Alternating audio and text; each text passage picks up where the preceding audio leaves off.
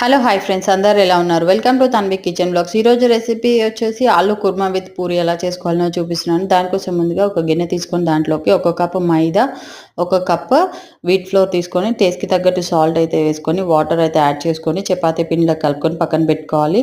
ఒక 4 పొటాటోస్ అయితే బాయిల్ చేసుకొని పక్కన పెట్టుకున్నాను. పొట్టు తీసుకొని కడాయి తీసుకొని ఆయిల్ యాడ్ చేసుకొని ఆవాలు, జీలకర్ర, పొడవుగా కట్ చేసుకున్న పచ్చిమిరపకాయలు, ఆనియన్స్, పసుపు వేసి ఒక లిడ్ పెట్టుకొని ఒక 5 మినిట్స్ కుక్ చేసుకున్న తర్వాత దాంట్లోకి కరివేపాకు వేసుకొని ముందుగా ఉడకబెట్టుకున్న పొటాటోస్ కూడా యాడ్ చేసుకొని ఒకసారి కలుపుకొని మ్యాష్ చేసుకొని మ్యాషర్తో దాంట్లోకి టేస్ట్కి తగ్గట్టు సాల్ట్ అయితే యాడ్ చేసుకోవాలి. అలానే ఒక 2 స్పూన్స్ శనగపిండిలో వాటర్ డైల్యూట్ చేసుకొని యాడ్ చేసుకుంటున్నాను. దాంట్లోకి 2 కప్స్ వాటర్ యాడ్ చేసుకొని టేస్ట్కి తగ్గట్టు సాల్ట్ కూడా యాడ్ చేసుకొని ఒక 5 మినిట్స్ కుక్ చేసుకుంటే చాలు ఆలు కుర్మా రెడీ అయిపోతుంది. దీన్ని బొంబాయి చట్నీ కూడా అంటారు.